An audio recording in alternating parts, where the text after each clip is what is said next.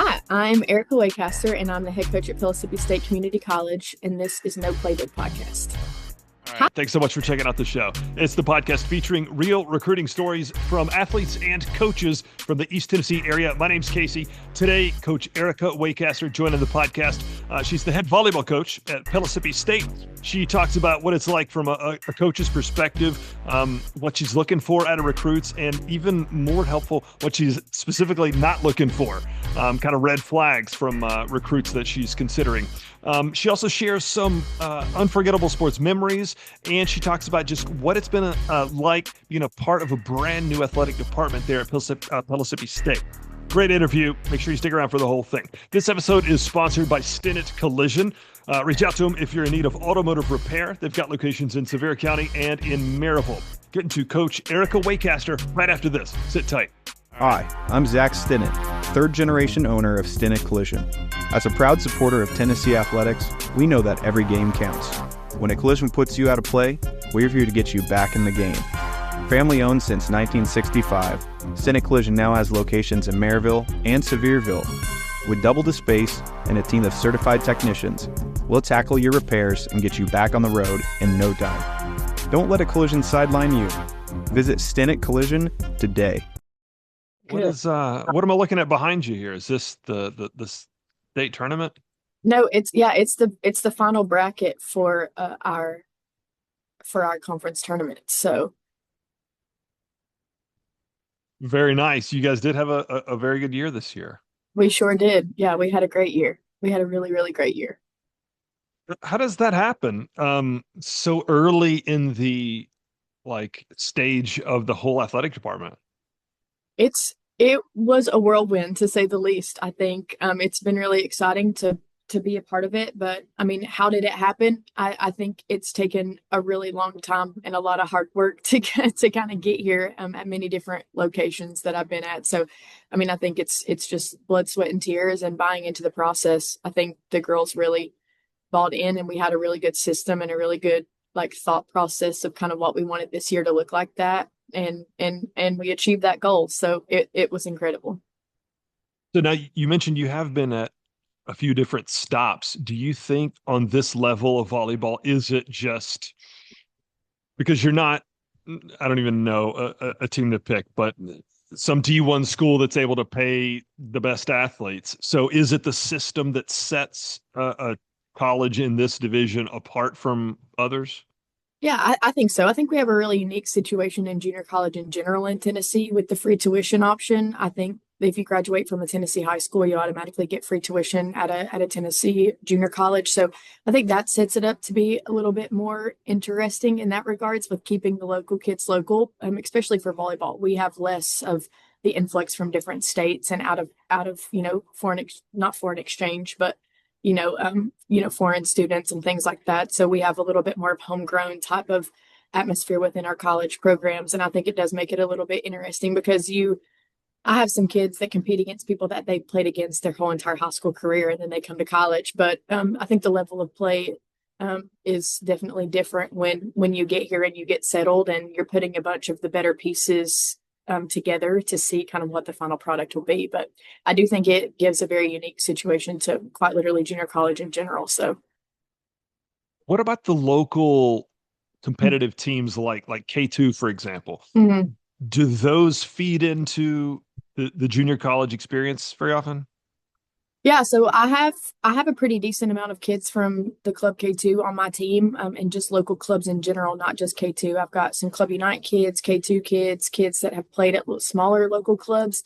But yeah, I think it's not necessarily a feeder, but we do go after those athletes when they're playing at a high level.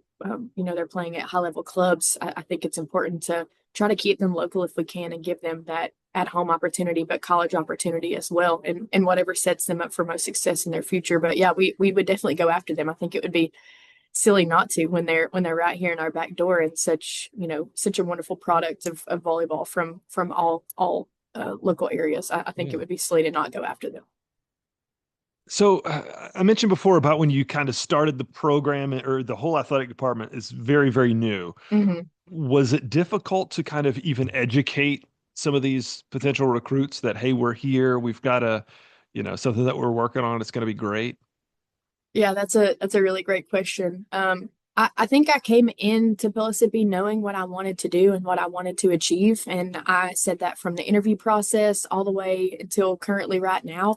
I had a really good vision of what I wanted this place to be. And I got hired in a really unique situation. I got hired on pretty much August 1st was my first day. And if you know anything about our junior college, that's the first day that we can practice volleyball. So kind of walked in, said hey to the girls. The team was already made for me that very first year. We did not get to compete in postseason that first year.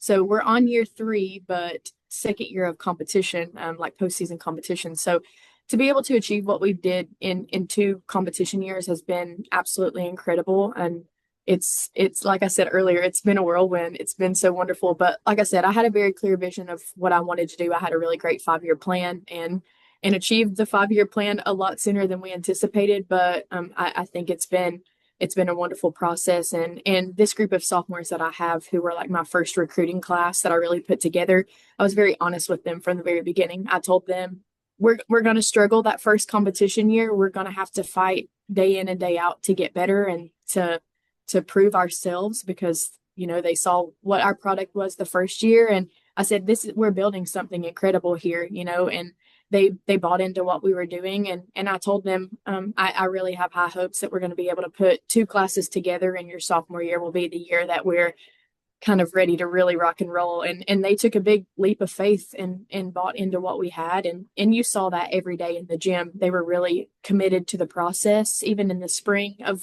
their first year, 2024, they were like, okay, we see this. They started kind of seeing the puzzle pieces come together. And it was just an exciting process to see, and to be a part of their light in their eyes. And then even just throughout this year, just seeing the progress that we've made, they were like, okay, she's telling us the truth, and I finally got them to believe what I saw the whole entire time. So it was a wonderful process, nonetheless. Well, it's great you've found some athletes that can buy into the system and Mm. really be on board. What is it that you look for when you're recruiting to help kind of pick out those athletes that are going to be able to be a part of that? Yeah, I think it's for me when we bring an athlete on campus or we're initially talking to an athlete, for me it's just getting to know them as a human being. And I don't know that too many coaches in the world look past the volleyball portion or the athletic portion of what they're going to bring. I want to be surrounded by good people, and I think that's the easiest part to pick out the good athletes because those two things are very compatible with each other, good athletes and good humans. So I think you have to have people that trust you and that you trust, and that kind of starts at the core of who they are as a human. And family is really important to us here, and the relational side of the volleyball that we get to have with these young athletes, kind of seeing them grow up and turn into young women. And that's my favorite part of the whole part of what we're doing here is just how relational it is. And like I said, I think there's a college for everyone, whether that be junior college, no matter level of play that they want to go to. But I think here it's just we have less of the prove yourself. We kind of come in and make this really, really fun, and they get to earn their love for the game back, and they get to prove their love for the game, and then we just go from there. But I think the relational side is kind of what we really look for first and foremost. So, Now, what about red flags? You oh look for any of those? yeah, I think red flags for us would be lack of communication. I think that kind of goes hand in hand with the relational side. When you kind of get on that level of trust with each other, I think the communication really thrives through there. And I don't have any problem communicating with anyone, and then just ask for that kind of same respect back, whether it be a yes or a no, or I'm in the middle, or just any type of details about what's going on. I think the communication is really important. I think any coach would um, like thrive with more communication than less, for sure. So I think the red flag would be just like lack of communication or input and things. You like monitor their social or anything like that?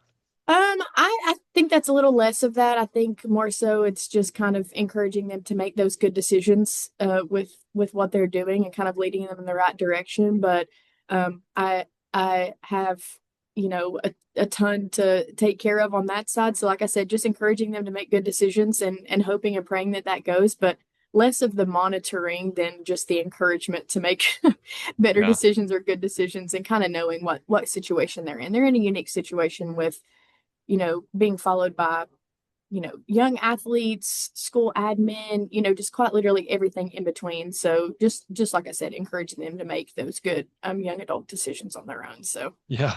Yeah.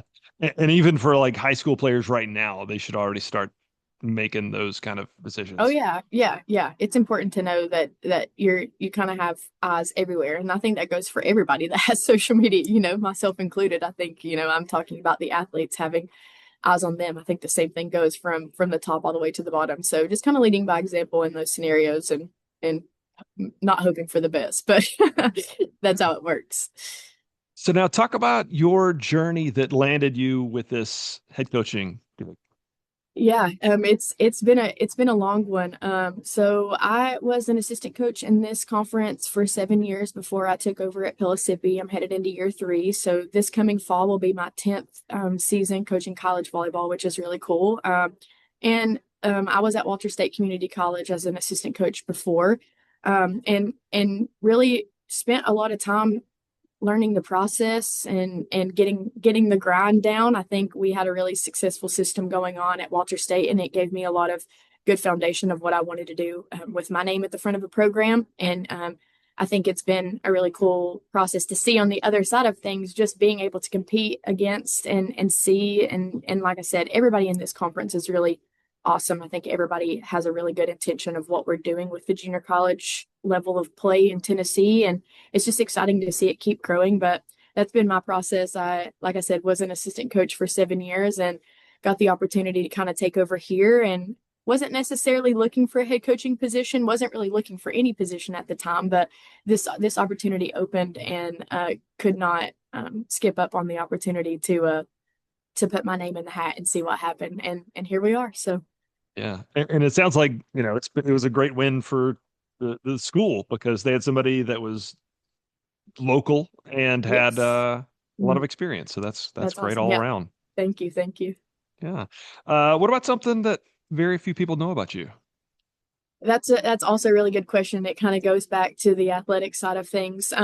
I think something that's really unique about my situation here at Pellissippi is, and something that not a lot of people know, is I was actually one of the first athletes on the Walter State Community College team back in 2012. So not only have I started a program as an athlete, I've started a program as a head coach. So it's a little bit of a full circle moment for me because I have quite literally went through every aspect of starting a program as an athlete and now also as a head coach. So I think it brings a little bit of a uniqueness to the situation, and I think a relatable as well. I think it's been really cool to be able to relate to these athletes and kind of what they're going through as personal as it can get, quite literally. Yeah. I would imagine you brought that up in your interview. Yeah, I did. Yeah, we did have a pretty thorough talk about that. So, and I think I said, it's very unique, and it was an awesome opportunity. It helped me at the time, and will be forever grateful for that opportunity to start my program, or not start my program, start my career at Walter State, and be able to, like I said, be a part of that through and through. And then here we are in the junior college world forever. So, quite literally a junior college girl. Hopefully forever. Yeah. Very Yeah. good. Okay. So one last question. Excuse me. Everyone gets this. I want you to share an unforgettable sports memory, and it could be as a coach or as an athlete. Yeah, I think my unforgettable sports memory has happened just recently. I think everything that we accomplished this year at Pellissippi, I think being able to sit down through the process and kind of see what was happening and see what we had been preaching all year long kind of come to fruition has been really awesome. And I think winning the conference championship this year was one of my most unforgettable sports memories, just because of kind of how it happened. We started playing very, very, very great volleyball right at the right time. We started peaking, and you could really see the girls kind of buying in and believing, like I said earlier, kind of what we had been teaching all year long. And for me, there's been no greater feeling than kind of seeing that and laying that foundation of what this place is going to be. And that's just, like I said, a full circle moment for me. And I think, just like I said, seeing the joy on their faces and getting to feel that energy of how excited people were, and just to see that excitement on the athletes' faces, and to achieve the goal we had been working for, I think was one of the most unforgettable things for me. I get chills quite literally talking about it right now. Every single day I think about it. It was incredible. And then on top of that, getting to go to the national tournament and winning the game at home, those two are top two for me. I don't think I can pick between the two, which are my favorite memories, but both of those go hand in hand for me. Winning the national tournament bid here at Pellissippi, getting to host, and the energy in the gym. Both of those two things were top tier memories for me. So. And some people that haven't experienced any level of coaching don't realize how much pride comes in something. Like even I just coached my kid's 6-year-old soccer team this year. And even that, when you see a kid really do something that you showed them and it works out and they score a goal or something, you're so excited. Oh yeah, correct. Oh, there's no feeling like it when it starts to click and like you said, you preach something for so long and they start figuring it out. It's the perfect process. I think that's what keeps coaches around and keeps coaches doing what we do and what we love every single day.